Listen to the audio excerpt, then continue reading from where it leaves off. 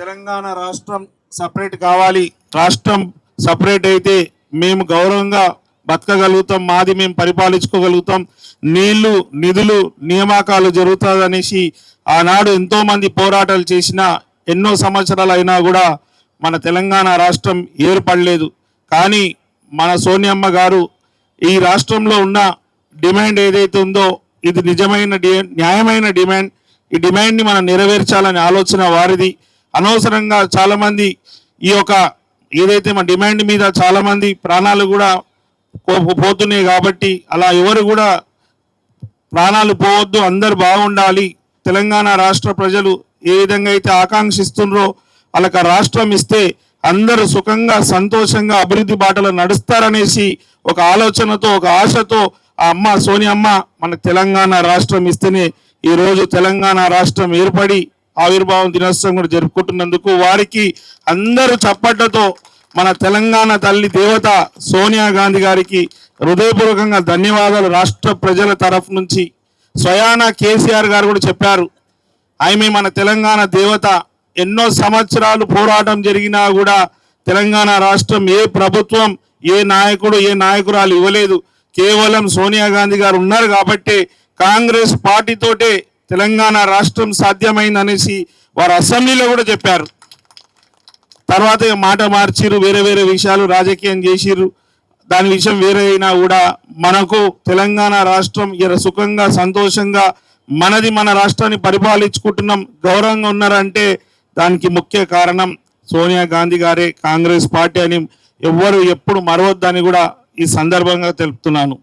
ముఖ్యంగా తెలంగాణ రాష్ట్రం మనం కోరుకోవడానికి అనేక మంది మేధావులు కూడా ఈ రాష్ట్రం ఏర్పడితే బాగుంటుందని ఎంతోమంది చెప్పడం, అందరూ దీంట్లో కవులు కావచ్చు, మిగతా కళాకారులు ప్రతి ఒక్కరూ ఈ ఉద్యమాన్ని ముందుకు తీసుకెళ్లారు. ఎందుకంటే అందరు చూశారు మన తెలంగాణ రాష్ట్రం అయితే చాలా ధనిక రాష్ట్రం.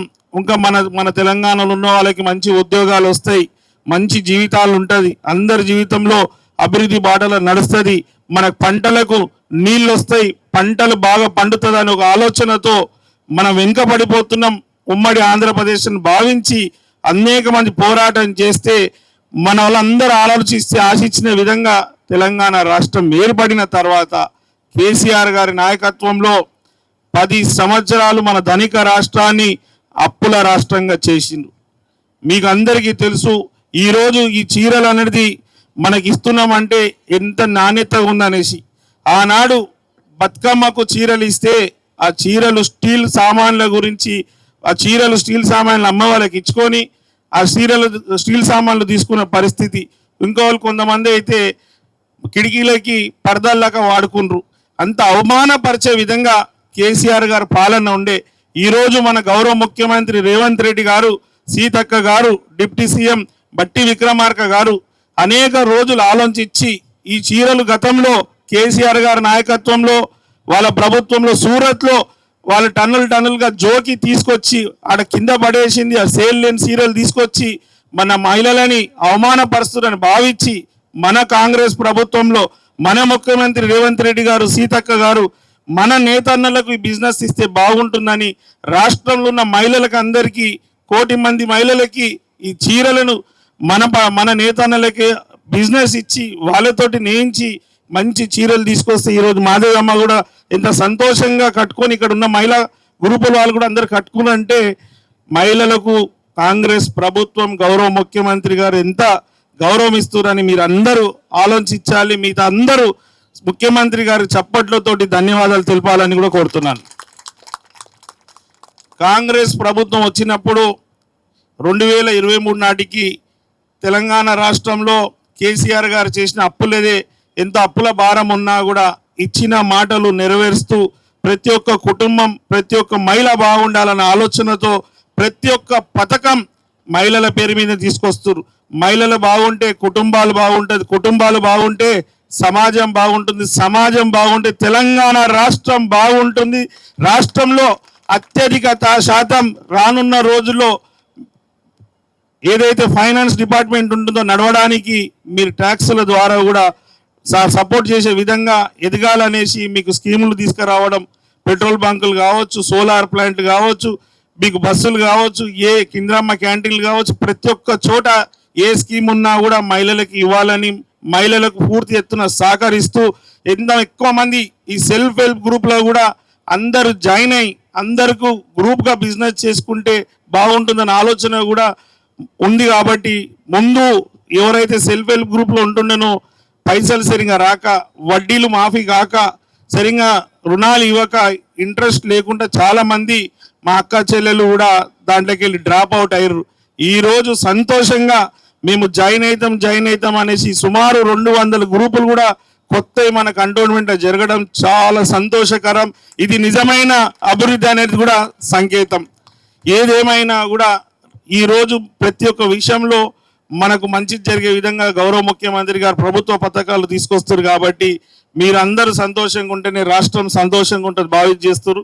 ఇప్పటికే చాలా లేట్ అయింది, ముందే 5 గంటలకు అని చెప్తే ముందే వచ్చిరంట. కాబట్టి వెంటనే ఈ మంచి నాణ్యత గల చీరలు కూడా మనం పంపిణీ చేసుకుందాం. నాది కూడా అదృష్టంగా భావిస్తున్నాను. ఇంత మంచి కార్యక్రమం కూడా నా చేతుల మీద జరగడం, మహిళలందరినీ గౌరవించడం. మామూలుగా అయితే మెప్మా ప్రకాష్ గారు ఏమన్నారంటే డిపార్ట్మెంట్ నుంచి నేను ఇచ్చేసుకుంటామంటే ఇది ఒక సువర్ణ అవకాశం, ఇంతమంది మా అక్క చెల్లెలను కలవడం. అందుకే ఈ యొక్క వేదిక ఏర్పాటు చేసి ఇక్కడి నుంచి ఈ జూన్ 2 నాటి నుంచి అందరికీ ఇవ్వాలనే ఆలోచన. ఇక్కడ బోయిన్పల్లి వార్డు 1లో మా ప్రతాపన్న కూడా చెప్పిండు ఇక్కడి నుంచి స్టార్ట్ చేస్తే బాగుంటుందంటే ప్రతాపన్న కోరిక మేరకు ఇక్కడ కార్యక్రమం చేయడం. మామూలుగా ప్రభుత్వం నుంచి అంటే ఎక్కడో కమ్యూనిటీలు పెట్టుకొని ఇచ్చేవాళ్ళు. ఈ పూర్తి ఖర్చులు కూడా మా ప్రతాపన్నని భరిస్తున్నందుకు వారికి హృదయపూర్వకంగా ధన్యవాదాలు. మహిళలంటే వారికి కూడా ఎక్కువ గౌరవం. మీ బతుకమ్మ చీరల కన్నా ఈ చీరలు కూడా మీరు ఆలోచించండి.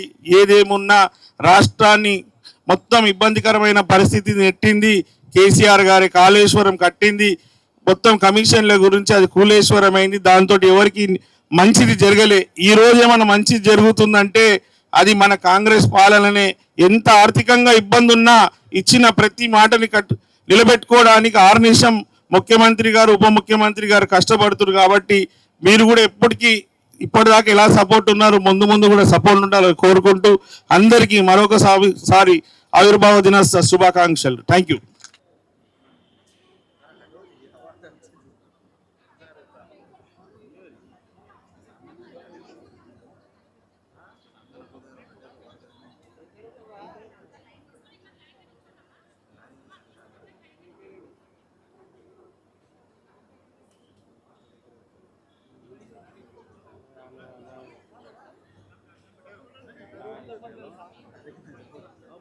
ग्रुप में कौन रहते हो ना पूछे थे, तुम जाते ग्रुप में बनते हाँ ग्रुप का ग्रुप रहता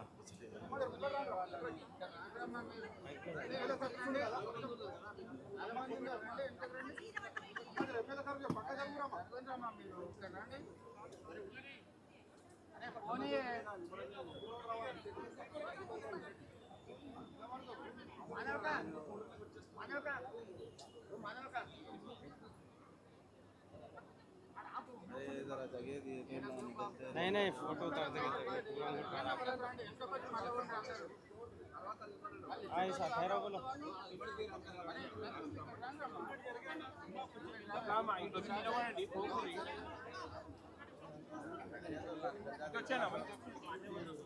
నిలబడి పిలిచినప్పుడు రాండి మళ్ళీ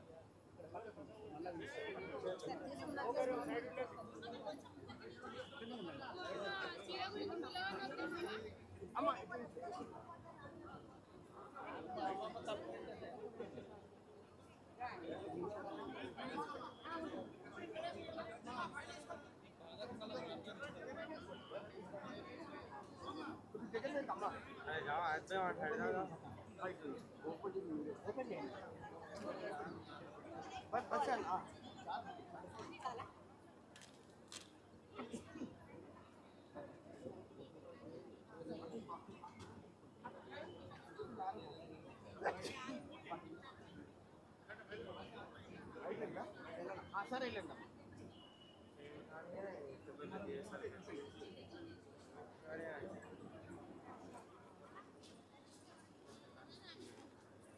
नहीं होते रमजान में रिसाएं